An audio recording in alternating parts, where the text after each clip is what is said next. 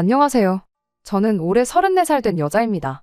결혼 생활 1년을 넘기고 결국 이혼을 하기로 결심을 했어요. 남편은 같은 직장에서 만났습니다. 이쪽 지역은 지방으로 영세하는 작은 공장들이 많은 동네예요. 젊은 사람들도 많이 없는 동네에서 한 직장에서 같은 또래로 만난 미혼의 두 남녀였다 보니 금방 가깝게 지내게 되었습니다. 같이 일하시는 분들이 아무래도 이런 거 참 좋아하시는 분들이다 보니 저희가 말이라도 한마디 나누고 그러는 걸 목격하면 빨리 결혼하라는 식으로 농담들을 하셨죠.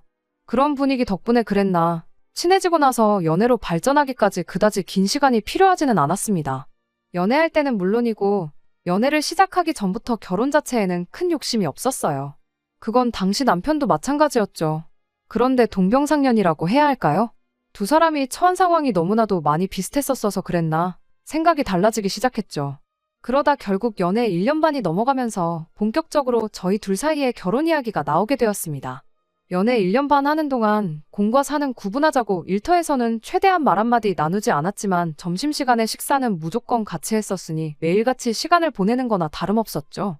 1년 반, 일수로만 따져도 500일이 넘는 긴 시간을 함께했고 남편이라는 사람에 대해선 시부모님 제외하고 세상에 누구보다 가장 많이 알고 있었다고 생각했는데 결혼하고 나니 제가 알던 사람이랑 지금의 남편이 서로 다른 사람이라는 걸 알게 되었습니다.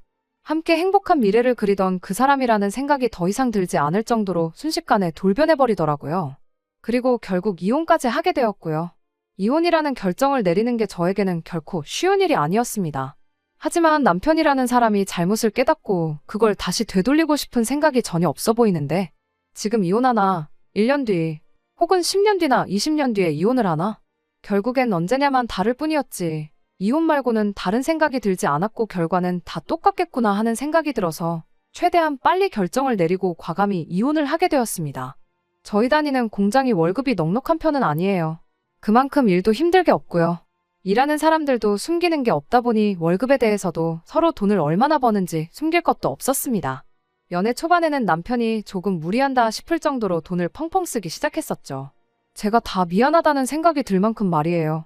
그래도 최대한 한 번은 남편이 사면 다음 한 번은 제가 사는 식으로라던가 혹은 남편이 비싼 밥을 샀거나 비싼 데이트를 준비했으면 못해도 커피값 정도는 제 돈으로 계산을 하고 그랬습니다. 나름 합리적이라는 생각을 했는데 남편이 언젠가부터 돈이 너무 없다, 돈이 없어도 이렇게 없을 수가 없다며 신세한탄을 하기 시작했었죠. 한 번은 장어를 먹으러 가자더니 있는 대로 실컷 먹어놓고선 저보고 계산을 하라고 한 적도 있었어요. 맨날 나만 살 수는 없지 않냐면서 저한테 계산을 강요했는데 미리 말했어도 사줬을 것을 다 먹고 계산하는 순간까지 숨겼다는 사실에 열이 받긴 했지만 한편으로는 남편이 저랑 연애한다고 해서 그동안 무리하고 있었다는 걸 깨닫게 되었고 그 바로 다음날에 남편과 데이트 통장을 만들자고 했어요. 월급날에 서로 얼마씩 같은 금액 따로 모아놓고 한 달 데이트는 그 통장 안에서 해결하는 식으로 했죠. 둘 다 50대 50 같은 금액으로 데이트를 하게 되었으니 그 이후로는 남편이 돈이 없다는 투정도 부릴 일이 없었고 당연히 돈 문제로 서로 얼굴 붉힐 일이 없었습니다. 그리고 그렇게 둘 사이에 싸우는 문제가 사라져버리게 되었는데 저희는 그게 저희가 서로 너무 잘 맞아서 그런 거라 생각을 했던 것 같네요. 다툼도 없이 연애도 하고 있고 일터에서 마주치는 분들마다 둘이 너무 잘 어울리는데 결혼은 언제 할 거냐는 질문을 매일같이 받았으니 말이에요. 시간이 지나면서 저랑 남편은 우리 둘이 결혼해서 서로 힘을 합친다면 이렇게 연애만 하는 것보다 훨씬 더 행복하고 밝은 미래를 꿈꿀 수 있지 않을까 그런 생각도 갖게 되었습니다. 다만 마음에 걸리는 게 하나 있었죠. 저희가 처한 상황이 너무나도 비슷했었다고 했잖아요. 사실 양가 부모님 형편이 그렇게 썩 좋은 편은 아니었거든요. 제 월급의 일부로 집에 생활비를 보태야 했기에 저금은 꿈만 같은 소리나 마찬가지였었죠. 저희 부모님이 아직도 경제활동을 하고 계시긴 했지만 두 분 벌이를 합쳐도 넉넉한 편이 아니었고 거기에 고모네가 하던 사업에 보증 한번 잘못 서는 바람에 갚고 있었던 빚까지 있었거든요. 그런 와중에 제가 결혼하게 되면 부모님이 얼마나 힘드실지 그 생각을 하면 결혼해서 행복하게 가정 꾸리고 살고 싶은 생각이 하다가도 절로 사라지고 그랬습니다.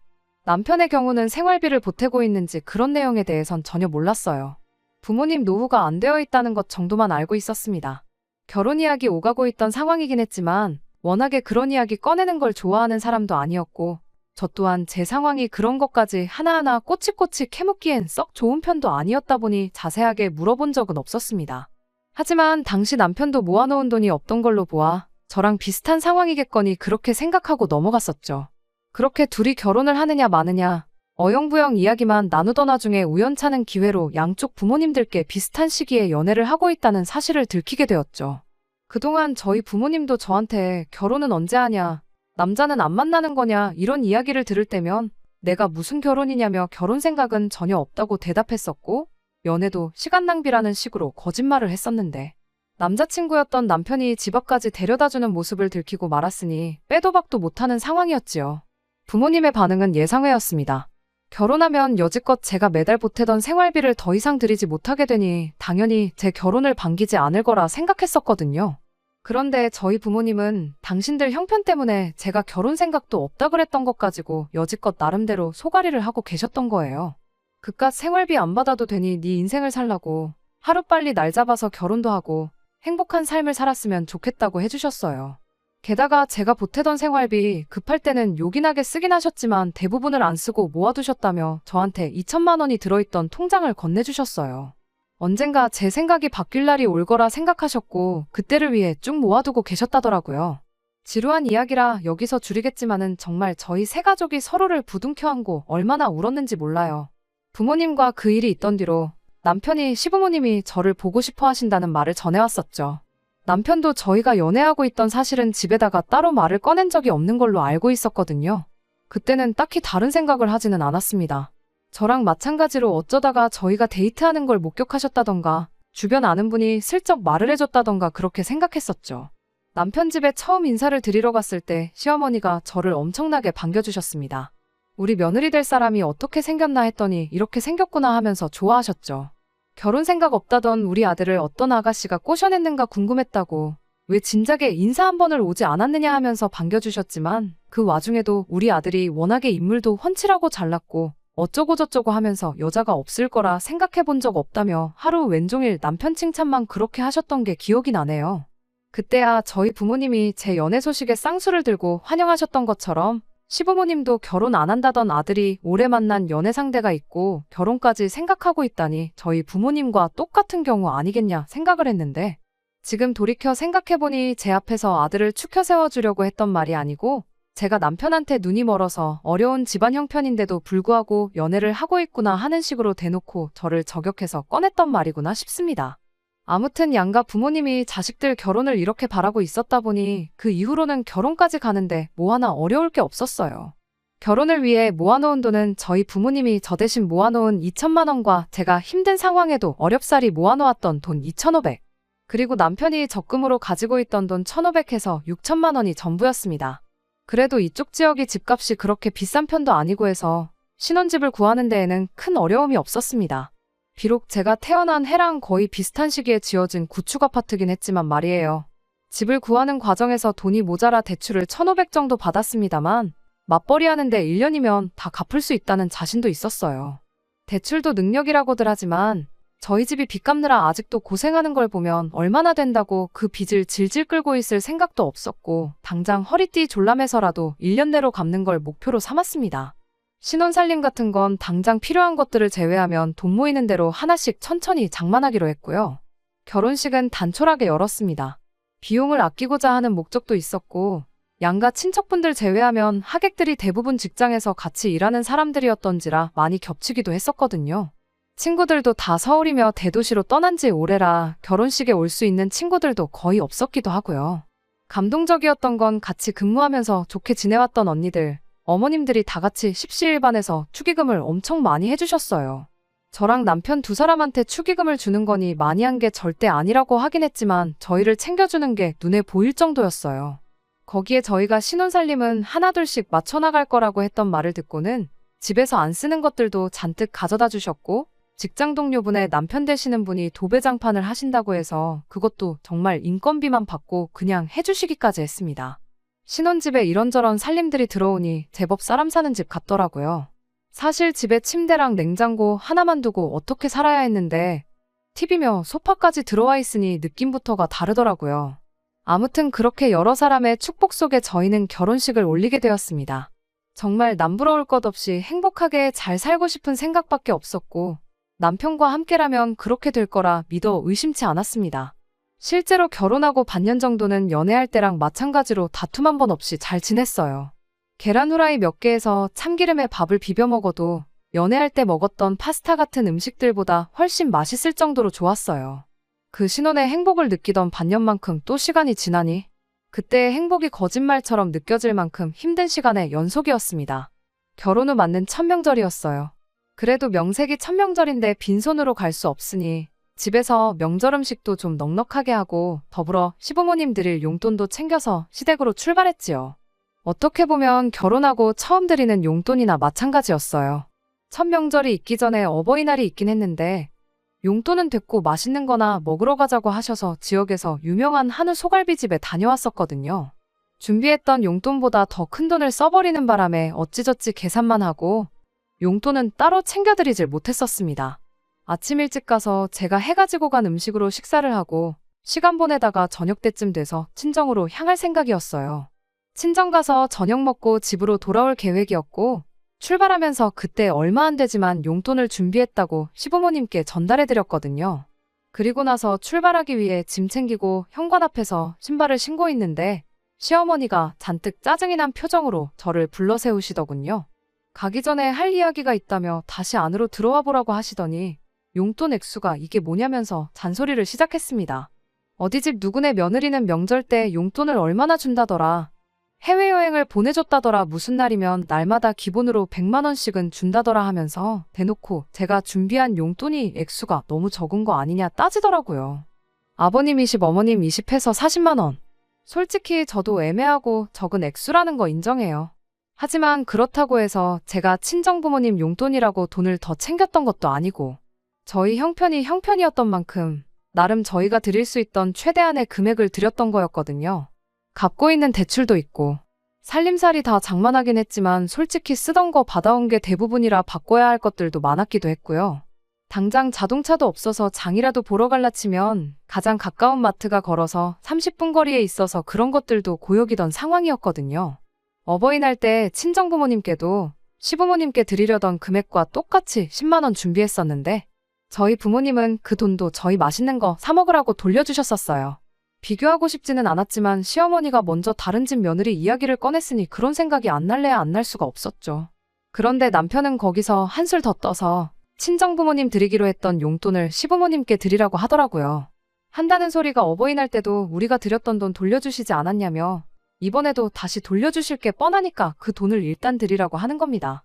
잔소리가 듣기 싫어서라도 드리려면 드렸겠지만 절대 그러고 싶지는 않아서 저도 막 나갔어요. 받기 싫으시면 그 돈도 돌려달라고 제가 그냥 도로 가져가겠다고 했죠. 시어머니는 그런 저를 보고 미쳤냐고 제정신이냐며 역정을 내기 시작했고 결국 저도 똑같이 치사하게 나갈 수밖에 없었습니다. 민족의 명절이라는 추석 때 시부모님하고 대판 싸우고 돌아왔어요. 제가 꺼낸 말 때문에 남편하고도 대판 싸워서 친정에는 가지도 못했습니다. 제가 시어머니한테 먼저 결혼 비용을 가지고도 이야기를 했거든요. 제가 결혼 비용을 남편보다 2배도 아니고 자그만치 3배나 더 해온 건 알고 계시냐고요. 남자가 집 사오고 여자가 혼수 채우는 게 아무리 옛말이라지만 반반 결혼도 못했는데 저희가 어떻게든 부모님 부담 안 드리고 잘 살아보겠다 발버둥 치는데 그게 그렇게 서운하셨냐고 저도 똑같이 서운하다고 한마디 했거든요. 그 덕에 집안 분위기가 아주 초토화가 됐고 남편도 너 우리 부모님을 그렇게 생각하고 있었느냐며 저한테 서운한 기색을 숨기지 않았습니다. 그렇게 남편하고도 한동안 냉전 상태로 말도 안 하고 지냈죠. 그렇게 싸웠는데도 풀리긴 풀리더라고요. 서로 내가 잘못했네, 내가 너무했네 하면서 사과를 한 건 아니에요.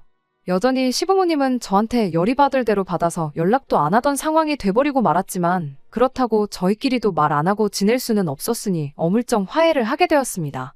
차라리 남편과 풀었을 때 확실히 짚고 넘어갔어야 했을까요? 결국 이게 빌미가 되어 이혼까지 하게 된 게 아닌가 하는 생각이 들기도 합니다. 시댁과 연을 끊다시피 했지만 그건 단지 시어머니와 저 둘 사이의 문제였지. 남편과 시어머니는 계속해서 연락을 하고 있던 상황이었지요.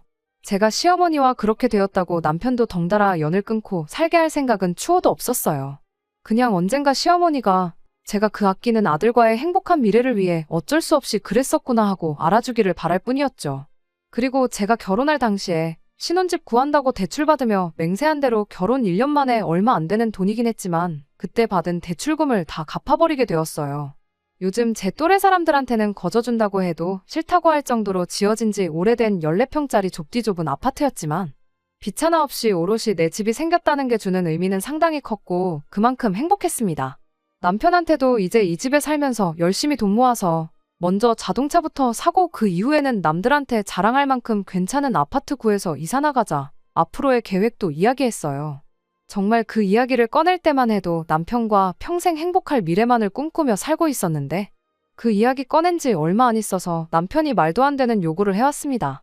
이제 대출도 다 갚았는데 언제까지 아끼고 살 거냐며 앞으로 매달 시부모님께 100만 원씩 용돈을 드려야겠다는 소리를 하더라고요.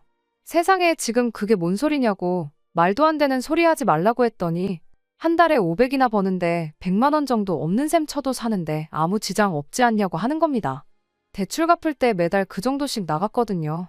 남편이 한다는 소리가 원래도 그 돈 없이 산 거나 마찬가지 아니었냐고 하는데 제가 다 어이가 없더라고요. 500이나 버는 게 아니고 우리 맞벌이에서 고작 500을 벌고 있는 거 모르냐고 한마디 해줬어요. 그리고 그 돈이 당신 혼자 버는 것도 아닌데 왜 그걸 시댁에다만 주자는 소리를 하느냐 따졌죠. 제 말에 남편은 어차피 장인 장모님은 돈 줘도 안 받으시지 않냐며 시어머니랑 용돈 가지고 싸울 때 했던 말을 그대로 똑같이 하는 겁니다. 또 한다는 소리가 너 평생 우리 부모님 안 보고 살 생각이냐며? 그 돈 들이면 어머니도 어디 가서 며느리가 매달 돈 100만 원씩 준다고 자랑하고 다닐 수 있을 테고 설날에도 안 찾아갔던 거는 물론이고 여태까지 제가 못했던 거 전부 다 용서해 주실 거다 하더라고요. 그딴 식으로 용서받고 싶지도 않고 솔직히 시어머니랑 안 보고 살면 나는 편하다고. 그렇게 돈 얼마 가지고 가까워져야 하는 사이라면 그냥 계속 이렇게 살겠다 한마디 했습니다. 남편은 그런 저를 두고 사람이 어떻게 그렇게 인간미가 없냐며 집을 휙 나가버렸어요. 전화도 안 되고 회사에도 안 나오더라고요. 잘리면 어쩌려고 저러나 했더니 회사에는 또 시아버지가 입원을 해서 병간호를 해야 한다고 급하게 휴가를 냈대요. 오히려 직장 동료들이 저를 탓했죠. 아무리 시부모랑 사이가 안 좋아도 시아버지 아픈 것도 모를 수 있느냐 하면서 말이에요. 진실을 말해주고 싶었지만 제 얼굴에 침 뱉기라 생각하고 말을 아꼈습니다. 그렇게 집을 나간 남편이 일주일 만에 집에 돌아왔어요. 혼자서 돌아온 게 아니고 시부모님을 모시고 돌아왔습니다. 무슨 상황인지 너무 난데없어서 거실 낡은 소파에 앉아서 멀뚱멀뚱 세 사람을 쳐다만 보고 있었죠. 시부모님과 남편은 제가 있는 둥 없는 둥 신경도 쓰질 않고 지들 할 일을 하더군요. 남편이 안방문을 벼랑간 열어 제끼더니 그래도 어떻게 자식이 부모님 두고 큰 방을 쓰겠냐, 부모님이 쓰시라. 이딴 소리를 꺼내고 있고 시부모님은 거기서 또 아니다. 아들 집인데 집주인이 큰 방을 써야지. 우리는 작은 방이면 족하다. 이러고 아주 자기들끼리 주고받으면서 생쇼를 하고 있는 거예요. 어이가 없어서 웃음도 나오질 않았습니다. 남편을 붙잡아서 이게 지금 상의도 없이 뭐 하는 짓이냐고 한마디 따져 물으니 이제 자식된 도리를 해야겠다며 효도 좀 하겠다는데 그게 그렇게 곶감냐면서 오히려 저한테 큰 소리를 치더라고요. 알고 보니 결혼 전에는 시부모님한테 생활비는커녕 용돈 한 푼 줬던 적도 없었던 거죠. 저희 부모님이 일부 돌려주시긴 했지만 어려운 상황에 저도 죽자 살자 모은 돈이 4,500이나 됐는데 시부모님한테 따로 생활비나 용돈을 드렸던 것도 아니면서 뭘 했다고 꼴랑 1,500만 원 들고 와놓고 이제서야 왜 자식된 도리를 한다고 하느냐 따질래다가 그냥 그러라고 했어요. 안방을 시부모님한테 드리든 작은 방을 드리든 용돈을 주던 전 재산을 가져다 바치던 자식 노릇 실컷 하라고요. 얼마 되도 않는 벌이로 시댁에 죄다 퍼주려는 남편도 이해가 가질 않았지만 14평짜리 다 쓰러져가는 아파트에 싸워서 영까지 끈타시피 한 며느리랑 한 집에 살겠다고 찾아온 시부모도 솔직히 제정신으로 보이지는 않았거든요. 저는 이 말도 안 되는 장단에 같이 잠그고 부기고 쳐줄 자신이 없다고. 아무래도 우리 결혼 생활은 여기까지인 것 같다고 이혼하자고 말을 꺼냈습니다. 내가 가져온 돈 4,500에 대출금은 같이 갚았으니까 500만 원으로 싸게 쳐주겠다 하고 합쳐서 5천만 원 준비해 놓으라 했어요. 그 돈만 돌려받으면 어머님한테 매달 100만 원을 주든 1,000만 원을 주든 나는 상관 안 한다고 했죠. 내 짐 챙겨서 나가는 길에 시어머니한테는 아들이 끝내 부모님 끔찍히 챙기는 효자가 되었다고 기분 참 좋으시겠다고 한마디 빈정거리고 저는 싸놓은 짐 들고 친정으로 향했어요. 친정 부모님은 많이 놀라신 듯 했고 처음에는 어떻게 잘 풀어보란 듯이 말씀하셨지만 무슨 일이 있었는지 전부 다 이야기를 들으니 화해할 것도 없다고 요즘 이혼이 뭐 흠이나 되냐면서 하루빨리 이혼하라고 제 편을 들어주셨네요. 이 상황을 들은 직장 동료분들도 비슷한 반응이었는데 상황을 듣더니 단체로 남편한테 가서 한마디 해주고 왔네요. 우리가 니들 행복하라고 그 돈을 만들어 축의금을 해주고 살림살이들도 나눠줬지 이혼하라고 준 거 아니라고. 자초지종 네 상황 들어볼 것도 없이 남편인 너가 잘못해서 이혼하게 된 거니 축의금은 언제까지 해서 자기들한테 환불하라고 한마디 쏘아붙이더라고요. 남편은 그 사이에서 찍소리도 못하고 깨갱거리고 있다가 얼마 뒤에 저한테 미안하다고 연락이 왔어요. 짐 싸서 찾아왔던 시부모님도 다시 짐 챙겨서 집으로 돌아가셨다. 자기가 잠깐 여태껏 부모님한테 못했던 거 생각했더니 정신이 어떻게 됐었나 보다 하면서 싹싹 비는 거 아니겠어요? 그토록 원하던 삶을 살게 해준 건데 왜 이제 와서 후회한다고 그러냐고. 언제가 되었든 간에 자식의 도리를 해야 할 날이 찾아오지 않겠냐고. 그때 가서 이혼하나 지금 이혼하나 나는 다를 거 하나 없으니 그냥 지금 이혼하자고 했어요. 그게 아니면 결혼기간 꽉꽉 채워서 지금 돌려받아야 할 돈에 더불어 위자료까지 팍팍 뜯어내겠다고요. 그럴 일이야 없겠지만 여차하다 애라도 생기면 위자료는 물론이고 양육비까지 싹 다 털어갈 테니 사랑구실이라도 하고 살고 싶으면 지금 이혼하자고 했죠. 그렇게 제 짧은 결혼 생활은 막이 내리고 말았습니다. 돈은 어떻게 돌려받으려나 걱정이 되긴 했어요. 그도 그럴 게 저희야 돈이 없었던 특수한 케이스여서 그렇지. 그 집이 워낙에 매매가 안 되는 매물이거든요. 주변에 재개발할 건덕지도 없고 오래돼서 아무도 사고 싶지 않아 하는 그런 아파트요. 어떻게 손해라도 크게 봐서 그 집 팔아가지고 제 돈을 마련해 올 줄 알았는데 시부모님 살고 있는 집 전세금 빼서 제 돈을 해줬네요. 시부모님 소원대로 아들 명의 집에 들어가서 살게 된 거나 마찬가지죠. 물론 거기에는 아들 대신 효도해줄 며느리가 없다는 사실만 제외하면 말이에요. 이혼하면서 가장 두려웠던 게 결국 회사에서 매일같이 남편을 마주해야 한다는 사실이었는데 이것도 곧 해결될 것 같습니다. 남편이 다른 공장을 알아보고 있다는 소식을 들었거든요. 아프지도 않은 아버님 핑계로 장기 휴가를 냈던 것부터 시작해서 저랑 있었던 일까지 아주 회사에서 사람 다시 봤다고 인망이 뚝 떨어져 버리고 말았거든요. 속이 후련하긴 하지만 제가 이혼을 하게 되었다는 사실은 변하지 않을 거 알고 있어요. 그래도 다시 한번 열심히 행복해지려고 노력해볼 계획입니다. 적어도 말도 안 되는 효도에 눈이 멀어서 모든 걸 잃고 저까지 잃어버린 어리석은 남편보다는 더 행복하기 위해서라도 말이에요. 끝까지 들어주셔서 감사합니다. 오늘의 사연은 여기까지입니다. 구독과 좋아요, 알람 설정 부탁드리고 더 좋은 사연으로 다시 찾아뵙겠습니다.